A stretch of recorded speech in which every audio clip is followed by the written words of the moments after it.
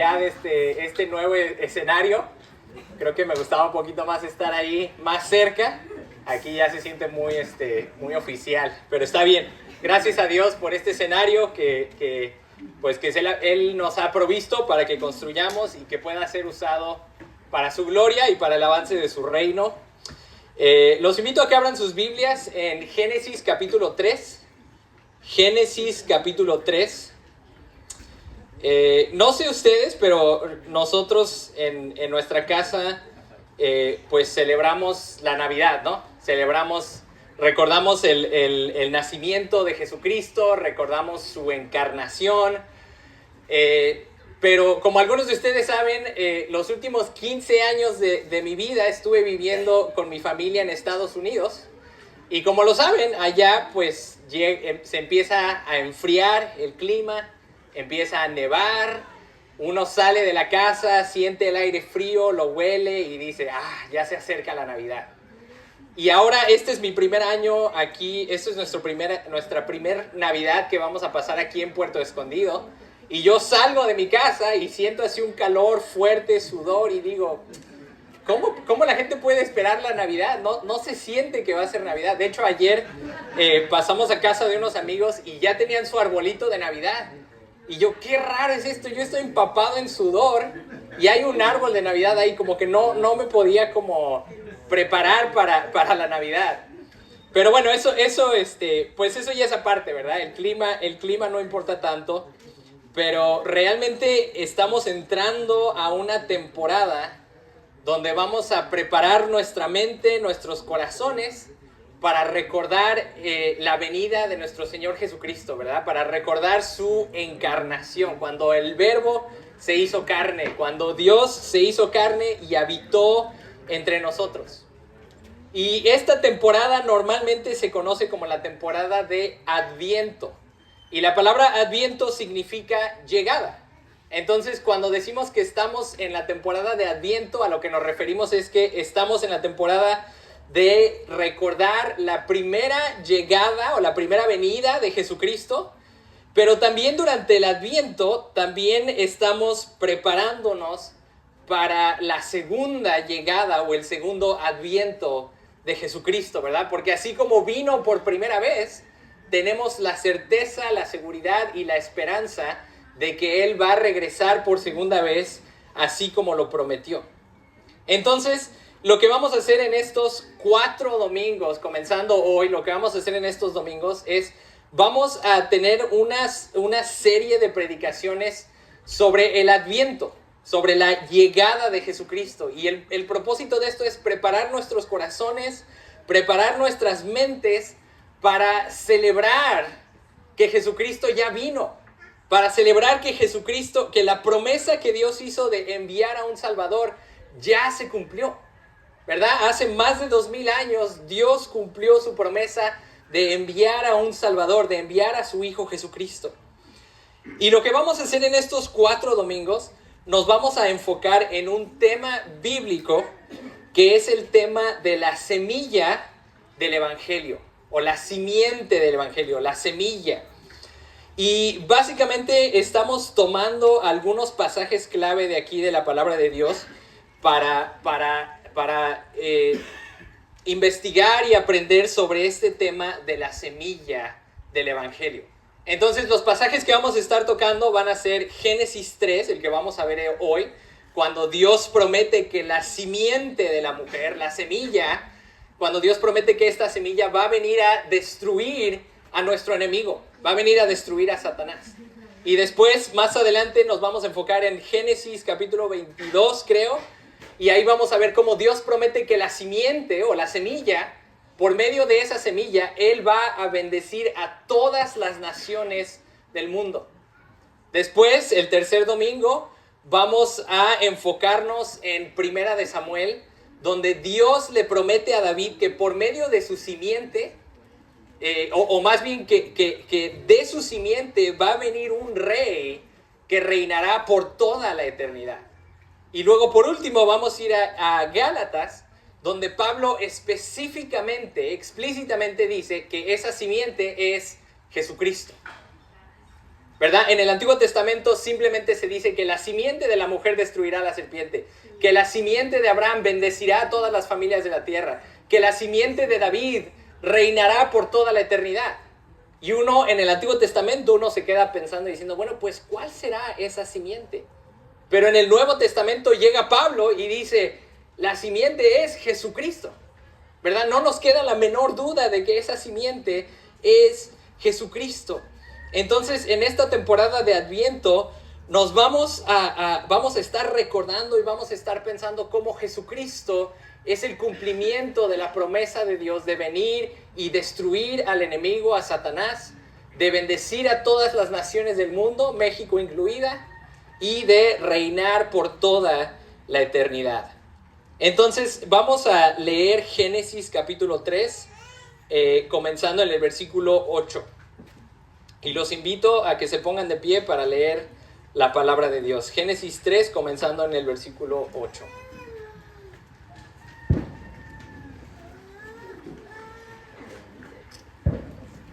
Dice así: y oyeron al Señor Dios que se paseaba en el huerto al fresco del día. Entonces el hombre y su mujer se escondieron de la presencia del Señor Dios entre los árboles del huerto. Pero el Señor Dios llamó al hombre y le dijo, ¿dónde estás? Y él respondió, te oí en el huerto, tuve miedo, porque estaba desnudo y me escondí. ¿Quién te ha hecho saber que estabas desnudo?, le preguntó Dios. ¿Has comido del árbol del cual yo te mandé que no comieras? El hombre respondió, la mujer que tú me diste por compañera me dio el árbol y yo comí. Entonces el Señor Dios dijo a la mujer, ¿qué es esto que has hecho? La serpiente me engañó y yo comí, respondió la mujer. Y el Señor Dios dijo a la serpiente, por cuanto has hecho esto, maldita serás más que todos los animales y más que todas las bestias del campo. Sobre tu vientre andarás y polvo comerás todos los días de tu vida. Pondré enemistad entre tú y la mujer y entre tu simiente y su simiente. Él te herirá en la cabeza y tú lo herirás en el talón. Hasta ahí vamos a leer, pueden tomar asiento. Padre, te damos gracias por tu palabra, te damos gracias por esta promesa tan grande que tú hiciste de enviar a un Salvador por medio de la simiente de la mujer. Te damos gracias porque tú cumpliste esa promesa en tu Hijo Jesucristo. Te damos gracias porque tenemos victoria hoy sobre la serpiente, sobre el enemigo, por lo que tú has hecho en la cruz, porque tú has herido la cabeza de la serpiente. Ayúdanos, Señor, prepara nuestros corazones, prepara nuestras mentes para entender lo que tienes hoy para nosotros, Señor, y para festejar, para celebrar que tu Hijo Jesucristo vino a este mundo a salvarnos, a morir en una cruz para salvarnos. Por favor, obra en nuestras vidas, en nuestros corazones. Te lo pedimos en nombre de tu Hijo Jesucristo. Amén. Amén. Muy bien, pues primero que nada, creo que la pregunta que tenemos que hacer, si el nombre de esta serie es La Semilla del Evangelio, y estamos hablando de que Dios envió a su Hijo Jesucristo, Dios envió a esta semilla para salvarnos, creo que a lo mejor la primera pregunta que nos tenemos que hacer es, ¿por qué es necesaria esta semilla de la salvación? ¿O por qué necesitamos salvación? ¿O de quién necesitamos ser salvados? Y aquí este pasaje que leímos comienza de una forma pues triste, ¿verdad? De una forma pues medio deprimente. Porque está Adán y Eva, pero ya no están ahí disfrutando la belleza del huerto del Edén. Ya no están ahí disfrutando la presencia de Dios, sino que ahora están escondiéndose de Dios. Y ahora están llenos de culpa y vergüenza y desnudez, ¿verdad? Ya no es una imagen bonita, una imagen agradable, ahora es una imagen triste, una imagen fea. Y la pregunta es, bueno, ¿cómo fue que llegamos a esto? ¿Cómo fue que pasamos de un mundo bueno que Dios creó, de una situación ideal, de un huerto hermoso, de una humanidad sin pecado, de una comunión con Dios perfecta? ¿Cómo fue que llegamos hasta este punto? ¿Cómo pudieron haber terminado escondiéndose de Dios con miedo, con vergüenza por su desnudez y culpándose entre ellos? Piénsalo de esta forma: ellos tenían la casa perfecta, ellos tenían el matrimonio perfecto, ellos tenían una comunión con Dios perfecta, y aún así terminaron en este lugar escondiéndose de Dios, llenos de culpa y vergüenza. ¿Y a poco no nos podemos identificar con esto? Estos son los síntomas del problema. No hemos llegado todavía al problema. Estos más bien son los síntomas del problema, pero vamos a ahondar un poquito en esto. ¿A poco no nos podemos identificar con esto? ¿A poco no te puedes identificar con la culpa y la vergüenza que Adán y Eva sintieron? ¿A poco no hay veces que sientes como que te quieres esconder de Dios porque sabes que lo que has hecho está mal? Porque sabes que tu pecado es ofensivo ante Dios y no te queda nada más que esconderte. ¿A poco no nos sentimos a veces avergonzados de venir a la presencia de Dios porque conocemos nuestro corazón? Conocemos que hemos pecado, que nos hemos enojado, que hemos cometido idolatría, hemos hecho todo tipo de pecados, ¿verdad? No voy a dar una lista de todos los pecados porque tú ya los conoces. Tú conoces con qué pecados estás batallando tú mismo, y tú conoces este sentimiento de sentirte culpable delante de Dios, de sentirte avergonzado y de querer esconderte de la presencia de Dios. Todos sabemos lo que se siente tener miedo al juicio de Dios, porque sabemos que Dios es justo cuando juzga, ¿verdad? ¿Quién puede decir, no, Dios, tú estás equivocado, no merezco ese juicio? Nadie, ¿verdad? Como dijo David en el Salmo 51, Dios, tú eres justo cuando juzgas. Tú tienes la razón, yo estoy equivocado, yo estoy mal, yo estoy en pecado. Dios, tú tienes la razón. Entonces, estos son los síntomas del problema, ¿verdad? Los síntomas del problema son la culpa, la vergüenza, el miedo a Dios. Entonces, ¿cuál es la causa de estos problemas? Bueno, fíjate en el versículo 11, en la segunda mitad del versículo 11, Dios ya le pregunta a Adán y a Eva, ¿dónde están? Y no es que Dios no sepa dónde están, obvio Dios sabe dónde están, ¿verdad? Más bien Dios está viendo, está tratando de ver por qué están escondidos, está tratando de mostrarles su problema. Pero en el versículo 11 les dice, ¿quién te ha hecho saber que estabas desnudo?, le preguntó Dios. Y fíjate esta pregunta, ¿has comido del árbol del cual yo te mandé que no comieras? Entonces aquí está la causa del problema. La causa de estos síntomas es la desobediencia a Dios. Es el pecado, ¿verdad? Dios les dijo claramente, pueden comer de todos estos árboles, únicamente no coman del árbol del conocimiento del bien y del mal. ¿Y qué hicieron Adán y Eva? Precisamente lo que Dios les dijo que no hicieran. Comieron del árbol del conocimiento del bien y del mal. Entonces, cuando Dios llega y les pregunta, ¿dónde están? ¿Por qué están escondidos? Y ellos dicen, pues porque nos dimos cuenta que estábamos desnudos, porque teníamos miedo, porque nos sentíamos culpables. Y Dios les dice, ok, comieron del árbol que les dije que no comieran, ¿verdad? Entonces, el problema es la desobediencia a Dios. Y esto se llama pecado, ¿verdad? El pecado es nuestro problema. Todos esos síntomas que sentimos de culpa, de vergüenza, de miedo, de todo eso, son síntomas de nuestra desobediencia a Dios. Y sí es cierto que Adán y Eva fueron los que cometieron ese pecado originalmente, ¿verdad? Y muchos de nosotros a lo mejor nos imaginamos y decimos, bueno, si yo hubiera estado en el jardín del Edén, yo no hubiera pecado. Pero todos sabemos que eso es mentira, ¿verdad? Todos sabemos que si tú hubieras estado ahí en el jardín, en el huerto del Edén, y Satanás hubiera venido a tentarte, tú también hubieras caído. Entonces no es únicamente la culpa de Adán y Eva, también es nuestra culpa. Porque incluso hoy, incluso ahora, nosotros también pecamos voluntariamente contra Dios. No podemos únicamente echarle la culpa a Adán y Eva, tenemos que reconocer que tú y yo pecamos contra Dios todos los días.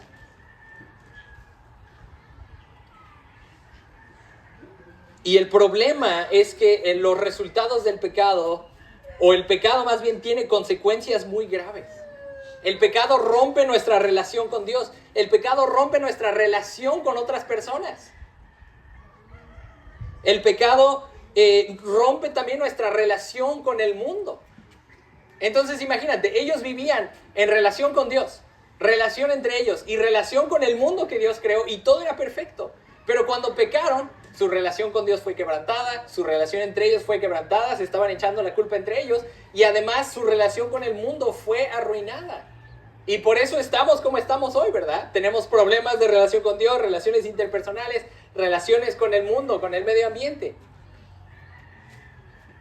Y el problema también es que como Dios odia el pecado porque Él es santo, Él es justo en juzgar el pecado, y nos dice la palabra de Dios que la paga del pecado es muerte.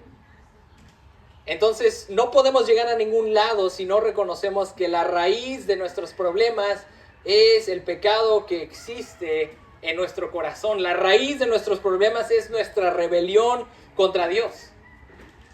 No sé si recuerdan, hay una historia en los evangelios de que Jesús y sus discípulos están comiendo cosas, pero los discípulos están comiendo y no se han lavado las manos. Y los fariseos llegan y dicen, ¿por qué no se lavan las manos? Eso está mal, eso es pecado, están contaminándose. Y Jesús les dice, no, el problema no es lo que entra a la boca, eso no es lo que te contamina. Lo peor que te puede pasar es que te enfermas y ya. Pero al final de cuentas, lo que tú comes por medio de tu boca sale y ya. Realmente lo que te contamina es lo que ya está dentro de tu corazón. El problema es que tu corazón ya está contaminado. De ahí salen los malos pensamientos, de ahí sale la lujuria, de ahí sale el odio, de ahí sale todo el pecado de nuestro propio corazón. Entonces ahí está el problema, ¿verdad? Ya tenemos los síntomas, ya tenemos el problema, pero hay un factor más en esta historia que tenemos que tratar. Tenemos un enemigo. No solamente tenemos pecado dentro de nuestro corazón, sino que también tenemos un enemigo afuera. En el versículo 12, el hombre respondió, la mujer que tú me diste por compañera me dio del árbol y yo comí. Ella no es su enemiga, no crean que para allá iba. No estoy diciendo que tu esposa es tu enemiga. No, tu esposa es tu compañera. Pero el pecado sí te hace echarle la culpa a las demás personas. Pero fíjate, el enemigo verdadero es este. Dice, ¿qué es esto que has hecho? Y la mujer responde, la serpiente me engañó y yo comí. Este es el enemigo que tenemos. En esta historia, si estamos leyendo la historia de una forma correcta, sí, Adán y Eva la regaron, ¿verdad? No hay duda de que Adán y Eva la regaron. Pero si estamos leyendo esta historia de la forma correcta, ¿quién es el villano de esta historia? ¿Es Adán? ¿Es Eva? Es la serpiente, ¿verdad? La serpiente fue la que llegó a arruinar las cosas. Ahora, no podemos como especular y decir, bueno, ¿qué hubiera pasado si la serpiente no llegaba? ¿Será que Adán y Eva de todos modos hubieran pecado? No sabemos y ni siquiera vale la pena especular en eso, porque eso no fue lo que pasó. Lo que pasó es que la serpiente llegó y engañó a la mujer y engañó también a Adán. Y ellos desobedecieron a Dios. Y el problema es que como Satanás logró engañar al hombre y a la mujer y puso en tela de juicio la palabra de Dios, entonces ahora él logró poner a la humanidad en cautiverio. Satanás logró tomar control del mundo. Satanás logró tomar control de los reinos de este mundo. Satanás puso a la humanidad bajo su engaño, bajo su hechizo. Y desde ese momento en adelante, la humanidad quedó atrapada y engañada por Satanás. Satanás es el enemigo. Satanás es el príncipe de este mundo. Satanás está, dice en Primera de Juan, lo vamos a leer más adelante, que todo el mundo está bajo el dominio de Satanás. Satanás ha logrado tener control de este mundo por medio del engaño. Y ese es nuestro problema también. El problema es el pecado que ya tenemos en nuestro corazón, pero además el problema es que Satanás es nuestro enemigo que nos está tentando. Imagínate que te dijeran, ok, vamos a hacer una competencia, tienes que nadar, híjole, no conozco bien la zona todavía, pero imagínate que te dijeran, tienes que nadar desde la punta hasta, no sé, Carrizalillo. Y que de por sí eso ya está difícil, ¿verdad? Sé que hay gente que sí nada y que son buenísimos y todo, pero para los mortales como yo, nadar desde allá hasta allá es imposible. Pero imagínate que te digan, y además de eso, hay un megalodón, hay un tiburón así gigante que está súper hambriento y se quiere comer a quien sea que esté ahí. No, pues está imposible, ¿verdad? O sea, de por sí la nadada ya es difícil. Y todavía lo peor es que tenemos un enemigo ahí que está buscando destruirnos. Y esa es la vida en este mundo. De por sí este mundo ya es complicado, de por sí esta vida ya es difícil vivir por nuestro pecado, porque el mundo está bajo la maldición del pecado. Pero además de eso tenemos un enemigo que está buscando engañarnos, hacernos caer y finalmente destruirnos. Entonces ahora sí creo que ya estamos comenzando a responder a la pregunta inicial: ¿de quién tenemos que ser salvados? Y antes de que ya demos la respuesta final, hay una cosa más, hay un factor más en esta ecuación. En el versículo 14 dice, el Señor Dios dijo a la serpiente, por cuanto has hecho esto, maldita serás más que todos los animales y más que todas las bestias del campo. Sobre tu vientre andarás y polvo comerás todos los días de tu vida. Versículo 15.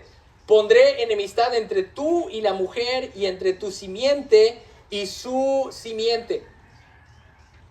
Entonces el problema, para agregar a todo este problema, es que ahora hay una guerra entre la simiente de Satanás y la simiente de la mujer. Vivimos en una guerra, y ya lo hemos mencionado, ¿verdad? En algunos mensajes anteriores cuando hablamos de la guerra espiritual, pero vivimos en una guerra cósmica entre la semilla, la simiente de Dios y la simiente de Satanás. Dios y sus hijos están en una enemistad contra Satanás y sus hijos. Satanás busca destruir a los hijos de Dios.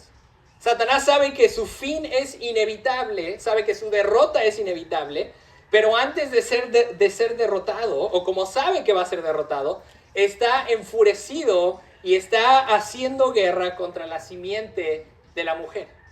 Y esto lo vemos claramente en Apocalipsis 12:17, ¿verdad? Dice ahí, entonces el dragón se enfureció contra la mujer y salió para hacer guerra contra el resto de la descendencia de ella, los que guardan los mandamientos de Dios y tienen el testimonio de Jesús. Entonces sabemos que el dragón, que la serpiente antigua, el enemigo, está haciendo guerra contra la descendencia de esta mujer, la simiente de Dios, contra los que aman a Dios, los que obedecen sus mandamientos. Entonces creo que ahora sí está clarísimo contra quién, o más bien de quién debemos de ser rescatados. ¿Por qué es importante esta promesa de que hay una simiente que viene a herir a la cabeza de la serpiente? ¿Por qué? Porque el mundo está esclavizado por el enemigo.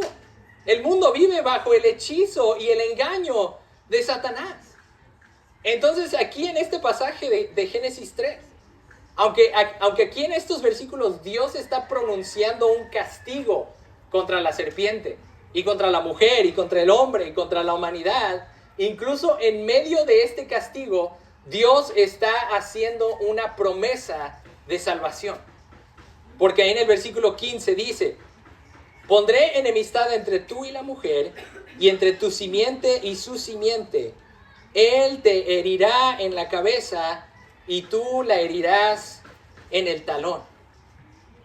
Entonces, Dios está haciendo una promesa aquí diciendo, la simiente de la mujer, un descendiente de la mujer, alguien va a venir de esta línea de la mujer y va a venir y va a herir a la serpiente. Sí, la serpiente lo herirá en el talón, pero él va a herir a la serpiente en la cabeza. Va a ser un golpe mortal, una herida mortal contra la serpiente. Entonces, esta es la promesa, hermanos, esta es la promesa que Dios hizo. Él ya tenía el plan de enviar a su Hijo Jesucristo desde antes de la fundación del mundo, pero aquí en Génesis 3, Dios hace esta promesa, son los indicios de una promesa, donde Dios dice que Él va a enviar a alguien para destruir a nuestro enemigo. Este enemigo que nos tiene engañados, que nos está tratando de destruir, que tiene al mundo bajo su control, que está tratando de robar el poder de Dios. Dios dice, voy a enviar a alguien para encargarse de él, para destruirlo y para liberarlos a ustedes.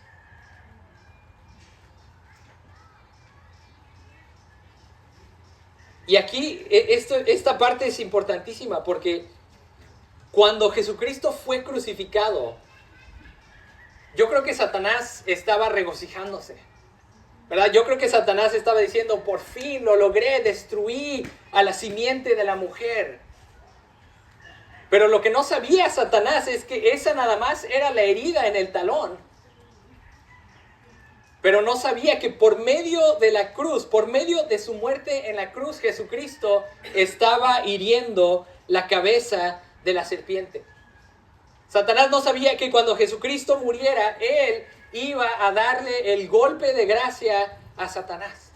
Él iba a derrotar a Satanás. Fíjate lo que dice en Hebreos capítulo 2, versículos 14 y 15. Dice, así que cuando los hijos participaban de carne y sangre, también Jesús participó de lo mismo, para anular mediante la muerte el poder de aquel que tenía el poder de la muerte, es decir, el diablo, y librar a los que por el temor a la muerte estaban sujetos a esclavitud toda la vida. Lo que este pasaje está diciendo es que Jesucristo por su muerte anuló el poder de Satanás. Jesucristo por su muerte en la cruz derrotó a Satanás. Y entonces, hermanos, aquí vienen las buenas noticias. A lo mejor algunos de ustedes están escuchando este mensaje y están diciendo, no, pues es imposible, ¿verdad? Porque tengo pecado en mi corazón y Satanás está engañándonos. No, pues ya, ¿para qué seguir intentando? Pero hermanos, aquí viene la esperanza. Como Jesucristo ya vino, Jesucristo se hizo carne, habitó entre nosotros, murió en la cruz y por medio de su muerte triunfó sobre Satanás. Y por lo tanto, hermano y hermana, tú y yo ya no vivimos más bajo el engaño de Satanás. Por lo tanto, hermanos, nosotros ya triunfamos sobre la serpiente, sobre Satanás. En Primera de Juan, no me acuerdo qué capítulo es, qué versículo, pero dice, les escribo a ustedes jóvenes porque ustedes ya triunfaron sobre el maligno. Y esto es una exhortación para toda la iglesia. Hermanos, si tú estás en Cristo, como Cristo ya triunfó sobre Satanás, tú también ya triunfaste sobre el maligno. Ya no tienes que vivir engañado por Satanás. Ya no tienes que caer en las mentiras de Satanás. Las mentiras de Satanás ya no tienen el mismo poder sobre ti. Si tú caes en el engaño de Satanás, eso es por tu cuenta. Eso es por descuido tuyo, porque Dios ya derrotó a Satanás por medio de la muerte de Jesucristo y de su resurrección. Y ahora Él ya te ha dado poder para ya no vivir engañado por el enemigo. Sí, todavía tenemos una naturaleza pecaminosa y sí, Satanás todavía tiene influencia en este mundo, pero ya tenemos al Espíritu de Dios dentro de nosotros y ya no debemos ser engañados por el maligno. Piénsalo de esta forma, Jesucristo, nuestro Señor, nuestro Salvador, que estamos unidos a Él, Él resistió los engaños y la tentación de Satanás perfectamente. ¿Te acuerdas, no? Cuando Jesucristo vino a este mundo, cuando fue llevado al desierto por el Espíritu Santo, y ahí estando en el desierto, Satanás vino y lo tentó. Y lo trató de engañar. Y le ofreció todos los reinos de este mundo.